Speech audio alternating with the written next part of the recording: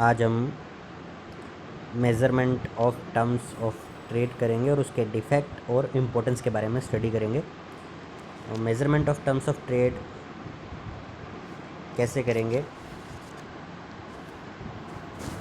किसी particular year के अंदर टर्म्स ऑफ ट्रेड क्या है उसकी कैलकुलेशन, इंपोर्ट की इंडेक्स वैल्यू क्या है अपॉन में एक्सपोर्ट की इंडेक्स वैल्यू क्या है। यहाँ इंपोर्ट लिखा हुआ है, इसकी जगह एक्सपोर्ट कर लेना। Index value of export into 100। ये किसी एक पर्टिकुलर ईयर में फॉरेन ट्रेड का हमें मेज़रमेंट बताता है। Index value of import upon में index value of export into में 100। अब ये कैलकुलेशन है, इसके कुछ डिफेक्ट्स भी हैं। वो क्या डिफेक्ट्स है वो हम स्टडी करेंगे। Ignorance the reason of surplus in import and export. सबसे पहला डिफेक्ट ये है कि इसके अंदर सिर्फ उनकी इंडेक्स वैल्यू दी होगी, इंपोर्ट कितना किया और एक्सपोर्ट पर्टिकुलर ईयर में कितना किया गया। हम उसके पीछे ये रीज़न नहीं देखेंगे कि क्यों इंपोर्ट इस बार ज़्यादा किया गया या क्यों एक्सपोर्ट इस बार ज़्यादा हुआ।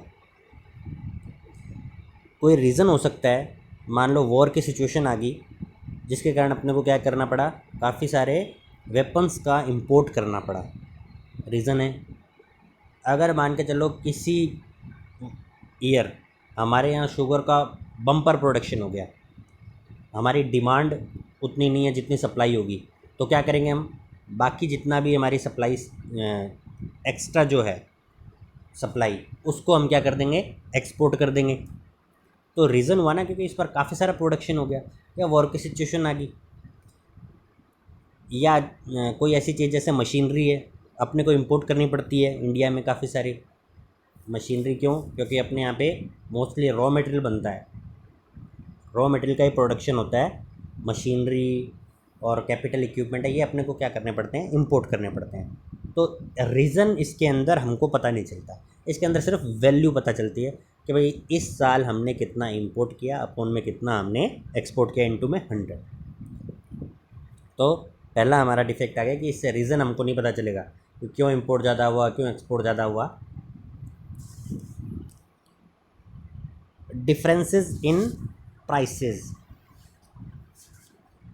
जो हम इसके अंदर इंडेक्स वैल्यू के अंदर जो प्राइस लिख रहे हैं, वो जब कोई भी चीज़ हम इंपोर्ट या एक्सपोर्ट करते हैं तो कस्टम के थ्रू होके जाती है। तो कस्टम ऑफिसर ने जो उसकी अमाउंट हमको दी है वो हम यहाँ पे मेंशन करेंगे, जबकि जो मार्केट वैल्यू है वो अलग होती है, मार्केट वैल्यू अलग होती है। तो मार्केट वैल्यू और जो उन्होंने यहाँ रखे, तो इसके अंदर डिफरेंसेस आ जाता है प्राइस का, तो ये भी इसके अंदर हमको पता नहीं चलता है। यानी कि जो कस्टम ऑफिसर ने जो हमको अमाउंट दी है उससे हम ये कैलकुलेशन करेंगे इंपोर्ट कितना हुआ, एक्सपोर्ट कितना हुआ। Problems of differences in size and quality. अब सिंपल सी बात है, हर कंट्री के अंदर जो प्रोडक्ट हो रहा है उसकी क्वालिटी, उसका साइज सब अलग अलग होता है।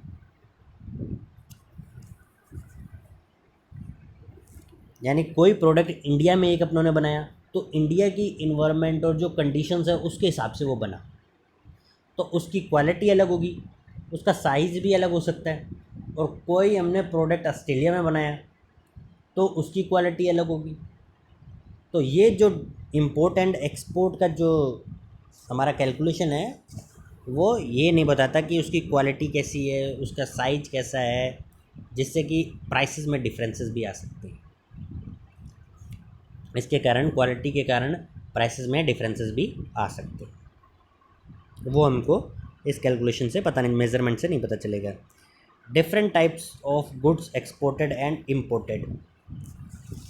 इसके अंदर अपने ये लेंगे, कोई कंट्रीज, दो कंट्री है, अगर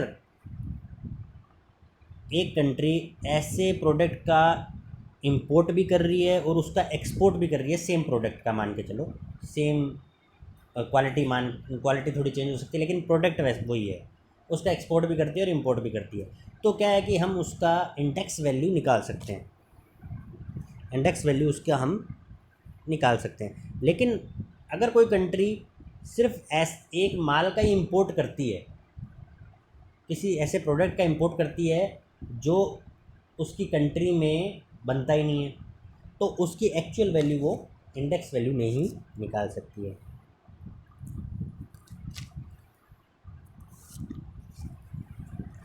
नेक्स्ट है हमारा problem of weightage. Her product की अलग अलग वेटेज होती है। किसी एक कंट्री में उस प्रोडक्ट की वेटेज अलग होगी, दूसरी कंट्री में सेम प्रोडक्ट की वेटेज अलग अलग रहेगी, लेकिन ये इसके अंदर हमको पता नहीं चलेगा। अब इसकी टर्म्स ऑफ ट्रेड की इम्पोर्टेंस क्या है। सबसे पहले estimation of profit in international trade. अगर किसी कंट्री की टर्म्स ऑफ ट्रेड फेवरेबल है तो हम ये कह सकते हैं कि वो कंट्री प्रॉफिट में है। रीज़न, यानी टर्म्स ऑफ ट्रेड अगर फेवरेबल है तो उसके एक्सपोर्ट ज़्यादा है और इंपोर्ट कम है। एक्सपोर्ट ज़्यादा है तो मतलब उसे फ़ॉरेन मनी ज़्यादा मिली है, फ़ॉरेन मनी की रिसिप्ट ज़्यादा है, और इंपोर्ट कम है तो फ़ॉरेन मनी जो उन्होंने पेमेंट की है वो कम है। तो ओवरऑल डिफरेंस क्या है, पॉजिटिव है। तो अगर टर्म्स ऑफ ट्रेड फेवरेबल है तो हम ये एस्टिमेट कर सकते हैं कि ये कंट्री प्रॉफिट में है। अगर कोई कंट्री का टर्म्स ऑफ ट्रेड अनफेवरेबल है तो ऑब्वियसली हम ये एस्टिमेट लगा सकते हैं कि वो लॉस में रहेगी। Estimation of requirement of foreign exchange. Terms of trade से हम ये एस्टिमेट कर सकते हैं कि हमें फॉरेन एक्सचेंज की कितनी रिक्वायरमेंट है। अगर हमारे इंपोर्ट कम हैं एक्सपोर्ट से तो क्या होगा, हमारे पास फॉरेन एक्सचेंज ज़्यादा रहेगा। अगर एक्सपोर्ट कम है और इंपोर्ट कम है तो ये पता रहेगा कि हमें कितना और फॉरेन एक्सचेंज की ज़रूरत पड़ेगी। ये तो सिंपल टर्म में हम कह सकते हैं। अगर टर्म्स ऑफ ट्रेड हमारे फेवर में रहेंगी तो जो फॉरेन एक्सचेंज रेट्स है अलग अलग कंट्रीज से वो भी क्या रहेंगी, बैलेंस्ड रहेंगी या धीरे धीरे कम होने लग जाएंगी, धीरे धीरे कम होने लग जाएंगी। यानी अपना अगर टर्म्स ऑफ ट्रेड फेवरेबल रहेगा तो हमारे फॉरेन एक्सचेंज की कंडीशन भी धीरे धीरे सुधरने लगेगी। ये किससे पता चलेगा, जो टर्म्स ऑफ ट्रेड का मेज़रमेंट है उसी से पता चलेगा कितना हमारा इंपोर्ट है और कितना एक्सपोर्ट है। ऑब्वियसली एक्सपोर्ट ज़्यादा रहेगा तो हमारे पास फॉरेन रिज़र्व इंक्रीज़ होने लग जाएगा। फॉरेन रिज़र्व इंक्रीज़ होने लगेगा तो फॉरेन एक्सचेंज रेट जो है वो धीरे धीरे कम होने लग जाएगी सामने वाले कंट्री से। जैसे $1 ₹75। अगर हमारा फॉरेन एक्सचेंज रिजर्व बढ़ने लग गया धीरे धीरे, फॉरेन एक्सचेंज रिजर्व बढ़ने का मतलब क्या हो रहा है कि अपने रुपए की वैल्यू इंक्रीज़ हो रही है, अपने प्रोडक्ट की डिमांड इंटरनेशनल मार्केट में बढ़ रही है।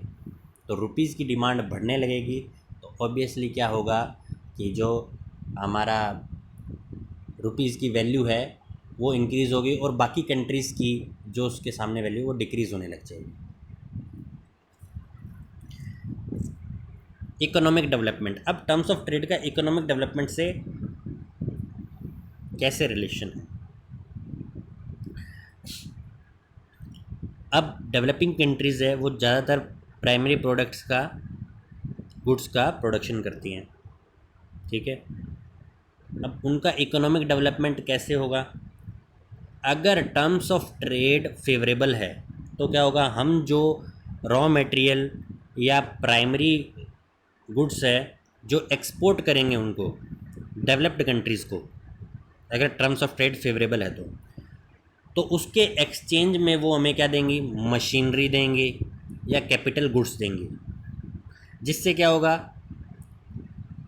मशीनरी और कैपिटल गुड्स अपने पास भी आएगा तो अपने भी प्रोडक्शन करेंगे, इंडस्ट्रीज़ लगेगी तो फिनिश गुड्स अपने यहीं बनेगा, और इंडस्ट्रीज़ जितनी ज़्यादा लगेंगी उतना ज़्यादा एम्प्लॉयमेंट इंक्रीज़ होगा, एम्प्लॉयमेंट इंक्रीज़ होगा तो इनकम इंक्रीज़ होगी। तो ये अपना साइकिल चलता रहेगा। इनकम इंक्रीज़ होगी तो इन्वेस्टमेंट बढ़ेगा, सेविंग बढ़ेगी, तो वही अपना साइकिल स्टार्ट हो जाएगा। तो इकोनॉमिक डेवलपमेंट इंक्रीज़ होने लग जाएगा।